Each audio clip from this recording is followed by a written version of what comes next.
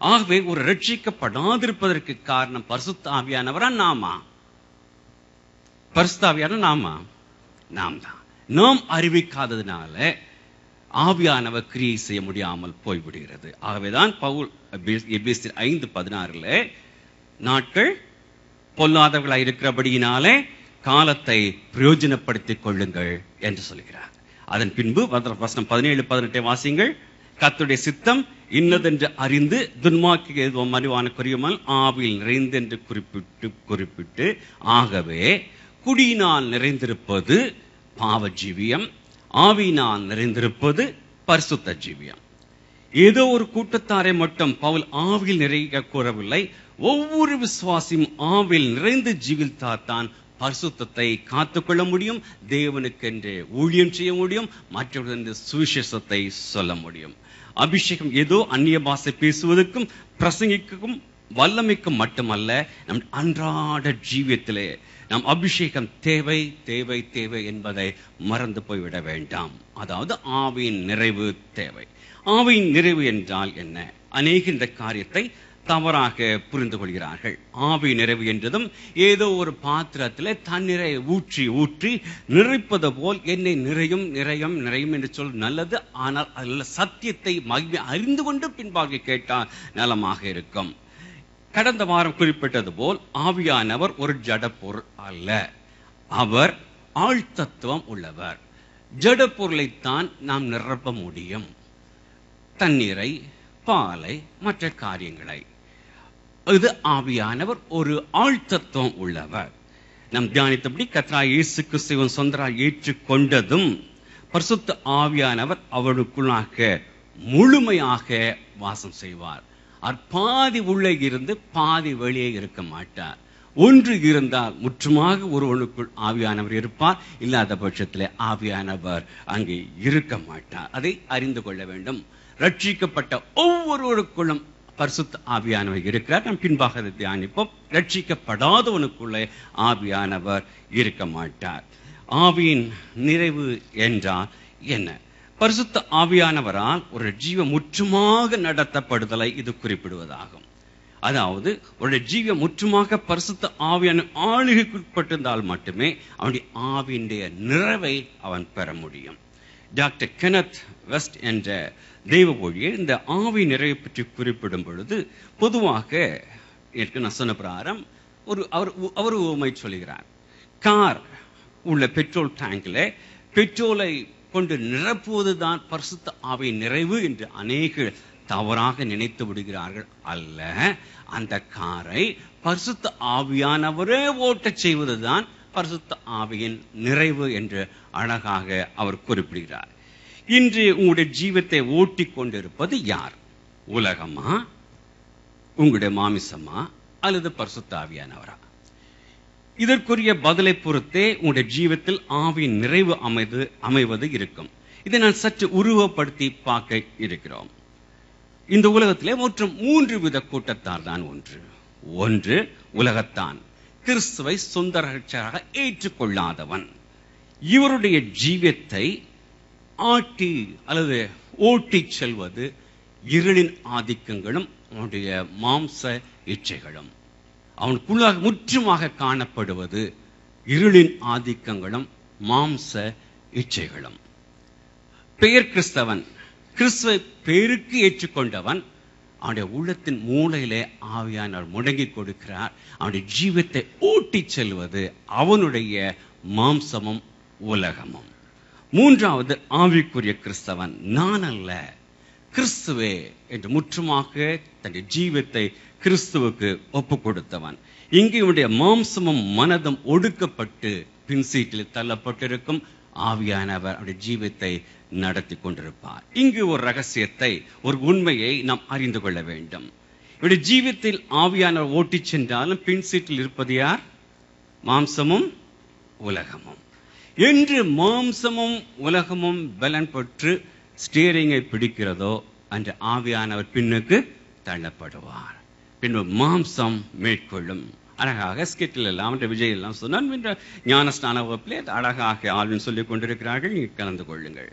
என்று மாம்சம் பலன் கொண்டு டிரைவர் சீட்டை பிடிக்கிறதோ அன்று மாம்சத்தால் நடத்தப்பட ஆரம்பிக்கிறோம். ஆவியானவருக்கு ஒப்பு கொடுத்து தாழ்த்தும் பொழுது மாம்சம் ஒடுக்கப்பட்டு நம் ஆவியானவர்கள் நடத்துவர்களாக நாம் இருப்போம். உடனே அவனுடைய சரி, அவ்வாறு மாம்சம் மேற்கொண்டு ஆவியானவர் தோற்று அவன் இருப்பான் என்றால் ஒரு விசுவாசி அவன் ரட்சிப்பை இழப்பானா? கவனிங்கள், ரட்சிப்பின் சந்தோஷத்தை தான் இழப்பான், ரட்சிப்பை அல்ல. நம்முடைய சபைகளிலே பல முறை குறிக்கப்பட்ட ஒரு சத்தியம் இது. ஒரு உதாரணமும் அழகாக தாவீதை பற்றி நாம் அநேக திசையிலே நாம் கேள்விப்பட்டிருக்கிறோம். புதிதாக வந்தவர்களுக்காக மீண்டும் அதை நினைப்பூட்டி கடன் சொல்ல விரும்புகிறேன். அவர் பாவம் செய்த பொழுது எடுத்துக்கொள்ளப்பட்டது எது, எடுத்துக்கொள்ளப்படாதது எது? எடுத்துக்கொள்ளப்பட்டது ரட்சிப்பின் சந்தோஷம். 51ஆம் சங்கீதம் 12ஆம் வசனம். எடுத்துக்கொள்ளப்படாதது எது?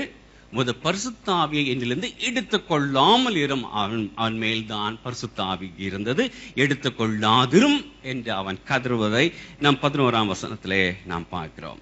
கடந்த செய்தியில் கீழ்ப்பட்டபடி பழைய ஏற்பாட்டு கால விசுவாசிகள் மேல்தான் பரிசுத்த ஆவியில் அமர்வார். ஆனால் புதிய ஏற்பாட்டு கிருபையின் காலத்து பரிசுத்தவான்கள் நமக்குள் தங்கியுள்ளார். ஆகவே கிருபையின் காலத்து பரிசுத்தவான்கள் பாவம் செய்யும் பொழுது நமக்குள் வாசம் செய்யும் பரிசுத்த ஆவியானவர்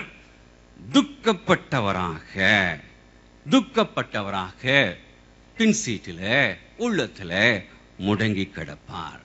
தொடர்ந்து ஒரு விசுவாசி மறைவான பாவத்திலிருந்து துணிகரமான பாவத்துக்கு கடந்து செல்லும் பொழுது அவனுக்குள்ளாக இருக்கும் ஆவியானவர் தனிந்து போவார். இதை குறித்து அடுத்த வாரம் கர்த்தருக்கு சித்தமாக இருந்தால், ஜீவன் பலன் இருந்தால் நாம் தியானிப்போம். ஆவியை தனித்து போடுதல் என்றால் என்ன, ஆவியை துக்கப்படுத்துதல் என்றால் என்ன, பரிபூர்ண கணுக்கால் அளவு முழங்கால் அளவு வாழ்வு என்றால் என்ன என்று. மூலபாசியான கிரேக்கு லத்தீனில இம்மொழிகளில எபிரேயர் 5:18 நாம் காணும் பதமான ஆவியின் நிறைவு என்ற பதம் ஒரு கட்டளையாக கொடுக்கப்பட்டுள்ளது. அதே சமயம் தமிழிலும் நிறைந்து என்றும் ஆங்கிலத்தில் பி ஃபில்ட் என்றுமே மொழிபெயர்க்கப்பட்டுள்ளது. மூலபாசையாக்கிய கிரேக்கத்திலே நிறைந்து கொண்டே இருங்கள் என்று கட்டளையாக கொடுக்கப்பட்டுள்ளது. ஆகவே இரட்சகரான இயேசு ஒருவனை ரட்சிப்பது ஒரு தடவை நிரந்தரமானது. ஆனால் பரிசுத்த ஆவியானவர் நிறைவை பெறுவது ஒருவருடைய விசுவாசியின் ஜீவத்திலே தொடர்ந்து நடந்து கொண்டிருக்க வேலை. ஏதோ ஒரு நாள் நான் அபிஷேகிக்கப்பட்டேன் என்று சொல்லுவீர்கள் என்றால் நீங்கள் தனிந்து போயிருக்கிறீர்கள் என்பதை மறந்து போய்விட வேண்டாம். ஆவி நிறைவு ஒவ்வொரு நாளும் நம்முடைய ஜீவத்தில் இருக்க வேண்டிய ஒரு காரியம். இதை பற்றி பின்பாக நாம் தியானிக்கிறோம். ஆகவே பாவத்தை செய்ய தூண்டும் எண்ணங்கள் மாம்ச இச்சைகளும் உங்களுக்குத்தான் உள்ளது. ஆனால் ஆவியானவர் உங்களுடைய ஜீவத்தை நடத்த முற்றுமாக நீங்கள் ஒப்பு கொடுத்திருப்பதால் இவைகள் செயலற்று மாம்ச இச்சைகளும் இவைகளும் அடக்கப்பட்டதாக உங்களுக்குள்ளாக காணப்படும். அதைத்தான் கலாத்தியர் 5:16 ஆவிக்கேற்றபடி நடந்து கொள்ளுங்கள், அப்பொழுது மாம்ச இச்சையை நிறைவேற்றாதிருப்பீர்கள் என்று குறிப்பிடுகிறார். இந்த வசனத்தை நன்கு கவனித்து பாருங்கள். ஆவிக்கேற்றபடி நடந்து கொள்ளுங்கள், அப்பொழுது மாம்ச இச்சையே இல்லாதிருப்பீர்கள் என்று கூறவில்லை. அந்த மாம்ச இச்சை அங்கேதான் இருக்கும். ஆனால் ஆவியானவரால் நடத்தப்படும் பொழுது மட்டுமே மாம்சத்தின் இச்சையை நிறைவேற்ற முடியாது, தடுக்கப்பட்டு ஆவியானவரால் பாதுகாக்கப்படுவோம் என்ற சத்தியம் அதுக்குள் அடங்கி இருக்கின்றது. மதுபான வெறி கொள்வதற்கும் ஆவியில் நிறைவதற்கும் ஒரு ஒப்பீட்டை பார்க்க இருக்கிறோம். பெந்தேகோஸ்தே நாள் அன்று புதிதாக பரிசுத்த ஆவியால் நிரப்பட்ட சிறு கூட்டத்தை கண்டவர்கள் என்ன கூறினார்கள்? அப்போஸ்தலர் 13 மற்றவர்களோ இவர்கள் மதுபானத்தினால் நிறைந்திருக்கிறார்கள் என்று பரியாசம் பண்ணினார்கள். உடனே பேதுரு என்ன சொல்றார்? 15 அப்பொழுது பேதுரு 11 நின்று அவர்களை நோக்கி உரத்த சத்தமாய், யூதர்களே, எருசலேமில் வாசம் பண்ணுகிற ஜனங்களே, நீங்கள் எல்லாரும் அறிந்து கொள்வீர்களாக என் வார்த்தைகளுக்கு செவி கொடுங்கள். நீங்கள் நினைக்கிறபடி இவர்கள் வெறி கொண்டவர்கள் அல்ல. போதும், இவர்கள் வெறி கொண்டவர்கள் அல்ல, மாறாக இவர்கள் பரிசுத்த ஆவியை பெற்றுள்ளார்கள் என்று கூறி வசனம் 17-18 நாம் காண்கிறோம். ஏன் மதுபான வெறியை ஆவியான நிறைவுக்கு இங்கு ஆவியானவர் ஒப்பிட்டு காட்டுகிறார்? குடி, சிலர் அதிகமாக குடித்ததும் அவர்களுக்கு எல்லார் மீதும் அன்பு பொங்கும்.